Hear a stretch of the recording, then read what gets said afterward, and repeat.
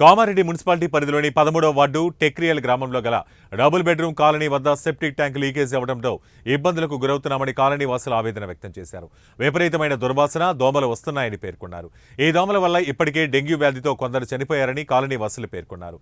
Septic tank leakage అవ్వడం వల్ల municipal అధికారులు పట్టించుకోవడం లేదన్నారు. ఇప్పటికైనా మున్సిపల్ అధికారులు వెంటనే స్పందించి లీకేజ్ సమస్యను పరిష్కరించాలన్నారు.